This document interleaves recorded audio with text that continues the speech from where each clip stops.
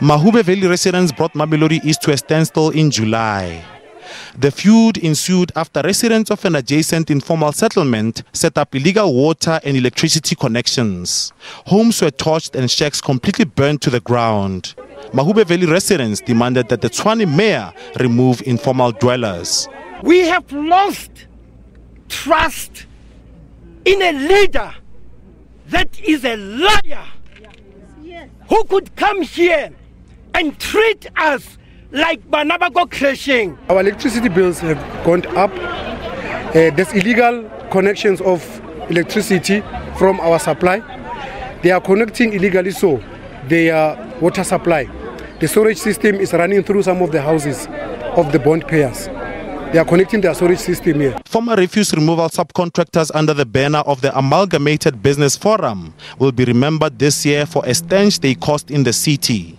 In June, the forum illegally dumped rubbish outside a landfill site in Onderstepoort near Roslyn. The city was then forced to escort its rubbish trucks amid several reports of intimidation by the disgruntled contractors. Amalgamated Business Forum's gripe was that the city did not extend its contracts when the DA took over. They took the resolution the night of the negotiations and gave out subcontracting contracts to our peers, so that we become divided. It's what sparked the whole thing, that all the dumping sites were being shut down. Residents of Mabopane, Winterveld, Soshanguve and Harankua were bussed into Tshwane House to protest against poor service delivery. Among their list of grievances, sewage spills near their homes. They complained it exposed them to health risks. This thing affects me because it's in my yard, and whereas it's in my yard, it's not only the feces for me alone, is the community issue, and it only affects me because what I found out, the pipes of my toilets are connected directly from the main sewer.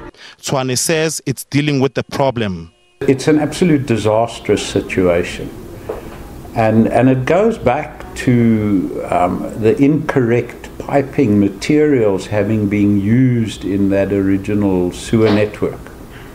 And we are planning to replace the whole sewer network in that area.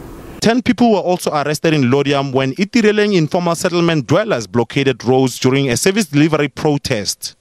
They accused the city of ignoring their plight for housing, proper roads and basic services. I can confirm that we arrested 10, of which will put charges of which they'll appear before the court. Residents were enraged. Stop promising us lies. We are sick and tired by struggling, staying here in squatter camps. There is no light, no water, nothing. We are already running out of mobile clinics, school, and our children are taking long distance from their homes to the school. No more transport collecting them. Tshwane is being careful not to make promises. I can only be guided by what the city have and what are we putting in place and what we also voted for in council. Because like we said, and we've been saying that we came into the new administration and the finances of the city, they're in a mess. So we need to stabilize the finances so as to provide services. While some have accused the municipality of channeling funds exclusively to affluent suburbs of Tshwane, Mayor Solim Simanga insists that their financial troubles are as a result of deficit they inherited from the previous ANC administration. We had 2.1 billion rand deficit in terms of the finances of the city. We needed to ensure that we constrain ourselves in ensuring that we are able to then come out of that red period that we found ourselves in, and to put the municipality back on a winning streak. I can report to you this morning that the preliminary reports are showing that we have recovered a great deal from where we have started off. According to the municipal IQ, Gauteng has 152 major protests between 2004 and 2017.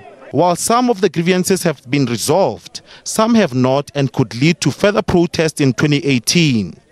Offenses Timo, SABC News, Pretoria.